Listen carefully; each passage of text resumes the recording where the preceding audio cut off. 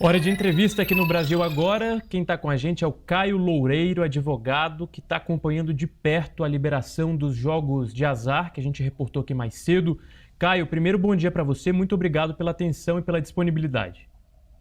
Bom dia, Murilo. Agradeço pelo convite. Sempre um prazer falar sobre esse tema que causa tanta polêmica. Pois é, Caio, causa polêmica mesmo, muita gente não sabe como esse projeto pode trazer desdobramentos, né, para o dia a dia da população. E eu começo com isso, então. Na prática, se esse projeto for aprovado, o que muda de imediato? Perfeito. Um breve resumo do que o projeto faz. A gente tem hoje na legislação brasileira a proibição de quaisquer jogos de azar.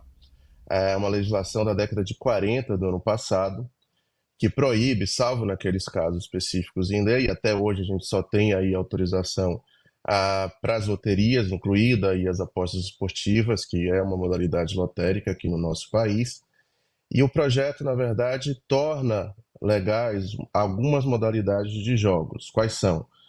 Os cassinos físicos, os bingos, os videobingos, os jogos online e o jogo do bicho, além das corridas de cavalo, que na verdade já são permitidas também. O projeto apenas consolida todas essas modalidades de jogos. Então, com a eventual aprovação, todas essas modalidades passam a ser legais no país. E aí, obviamente, investidores, empresas interessadas buscam autorização do Ministério da Fazenda. O Ministério da Fazenda vai ter a competência para autorizar essa operação, e aí podem iniciar suas operações, e aqueles interessados em realizar as apostas vão poder fazer por um meio legal, por meio de um jogo regulado pelo Ministério da Fazenda, com operadoras aí autorizadas também pelo Ministério. Caio, o que eu te pergunto agora é o seguinte: a questão, como eu disse, se essa proposta vem de imediato. Se a partir do momento de aprovação a gente já teria essa liberação geral em todo o país. Por exemplo, essas máquinas, né, de cassino, essas máquinas, por exemplo, no interior do país, que a gente tem uma tendência, né, uma forte presença dessas máquinas. A partir da aprovação desse projeto, já temos a liberação geral?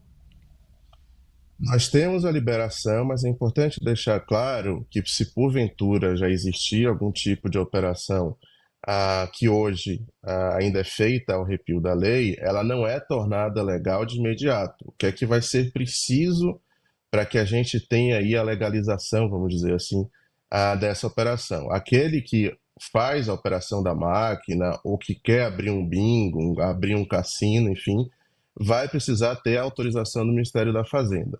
E a gente ainda vai ter um tempo necessário para que o Ministério faça a regulamentação dessa lei. Então, o que a gente vai ter com a aprovação da lei? Ela traz os grandes instrumentos, as grandes diretrizes pelas quais esses jogos vão poder ser explorados, mas isso vai precisar ser melhor detalhado e mais concretizado, vamos dizer assim, pelo Ministério da Fazenda. Então, o Ministério da Fazenda vai ter aí um período para fazer essa regulamentação, e aí nessa regulamentação a gente vai ter maiores detalhes sobre quais são os requisitos, quais são os procedimentos, qual vai ser o prazo necessário para que essas autorizações, essas licenças sejam emitidas. A lei fala no prazo máximo de 30 dias, mas até que a gente conclua essa regulamentação, as empresas, em tese, não vão poder operar dentro da legalidade, após a regulamentação do Ministério da Fazenda e após a obtenção da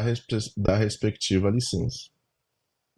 E, Caio, do ponto de vista, a gente tem, claro, discute a questão dos costumes, discute outros pontos, mas do ponto de vista de arrecadação, qual que é o estudo feito ali da quantidade de arrecadação que esse projeto poderia trazer para as contas públicas? E também do ponto de vista turístico, existe um levantamento sobre as benesses desse projeto do ponto de vista econômico e turístico?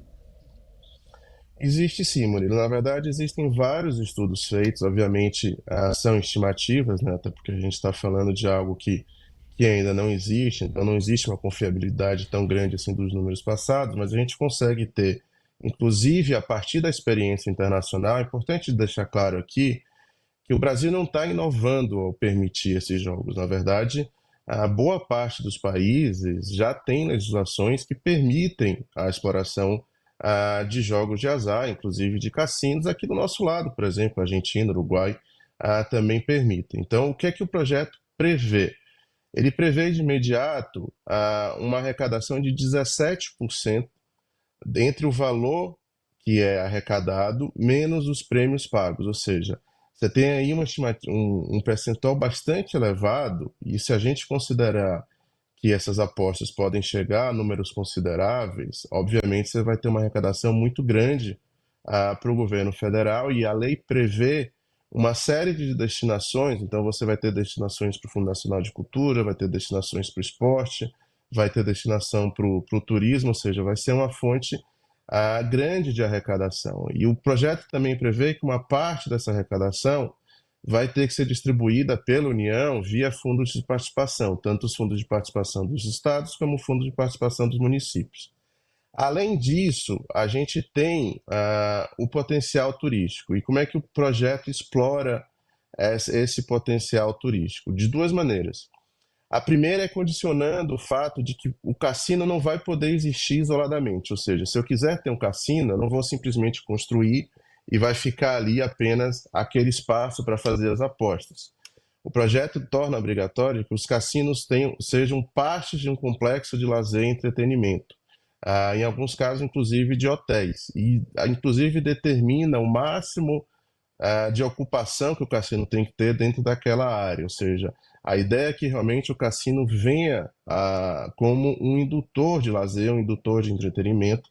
E, além disso, o projeto prevê a possibilidade de você instalar cassinos específicos em locais, em cidades e destinos que sejam considerados destinos turísticos. E aí a lei estabelece alguns parâmetros, então, o número de visitantes que aquele local recebe por ano, se aquele local é um patrimônio da humanidade, se existe algum equipamento turístico já instalado que atraia visitantes. Então, a ideia, e isso foi muito bem pensado no projeto, não é simplesmente deixar assim, olha, pode montar seu cassino onde você quiser. Você tem que primeiro colocar ele dentro de uma estrutura de lazer, ou então dentro de um local de destinação turística, justamente para você potencializar aquela vinda de turistas, seja dentro do próprio país, seja de turistas estrangeiros. A gente não tem, obviamente, uma estimativa concreta de números, mas a gente consegue se basear, por exemplo, no sucesso que são alguns cassinos mundiais. Então, Las Vegas é um destino que atrai bastante turistas de todo o mundo. Mesmo aqui, Punta del Este, no Uruguai, é famoso por atrair turistas, inclusive muitos deles brasileiros, que vão para lá justamente para jogar nos cassinos da cidade. Então, a expectativa é que a gente tenha assim, um ganho muito grande, não só de arrecadação, mas também como um estímulo aí ao turismo, que obviamente também impacta na arrecadação, porque você começa a trazer divisas para o país. Caio, para fechar nosso papo aqui, nossa entrevista, quais setores que têm mais ficado de olho nesse projeto? Setores hoteleiros, por exemplo, você poderia citar alguns que já estão ali se mobilizando e alguns pontos do nosso país que teriam mais interesse nesse projeto, na aprovação e na evolução desse projeto no Congresso?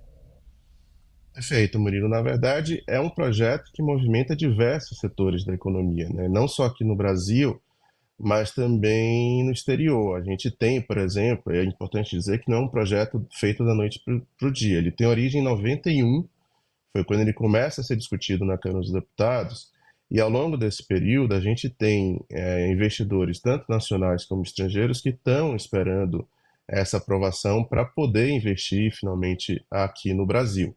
Então a gente tem, obviamente, desde incorporadores imobiliários, construtoras que são interessadas em realizar a implantação dessas unidades de cassino. A gente tem, obviamente, como você mencionou, entidades hoteleiras que também têm interesse em aumentar a visibilidade, a ocupação dos seus hotéis. A gente tem, por exemplo, um mercado enorme de tecnologia, porque, inclusive, o projeto é muito forte na ideia de tecnologia, tanto para segurança como para um melhor monitoramento. Então, você tem desde desenvolvedores de jogos, a fabricantes das máquinas, empresas que fazem certificação, empresas que fazem monitoramento, tudo relacionado ao aspecto tecnológico desse jogo. Então, a gente tem aí um projeto que tem um grande potencial de movimentar diversos setores. Não só aquele que vai necessariamente operar o cassino, mas também todo o ambiente em volta dessa operação, desde os fornecedores, equipamentos hoteleiros, todo o ambiente que circunda o cassino, inclusive por isso que se tem uma expectativa de um grande potencial de geração de empregos também, assim que o projeto for aprovado. E é importante dizer que não é só também o cassino, então a gente tem aí bingos, a gente tem a possibilidade do jogo do bicho também ser legalizado, e tudo isso vai gerar aí uma cadeia de fornecedores. Os bingos podem, por exemplo, alugar espaços nas cidades, até porque vai ter uma limitação para a quantidade de bingos que cada município pode ter, então você vai ter aí uma movimentação muito grande também nesses outras modalidades de jogos que o projeto passa a autorizar.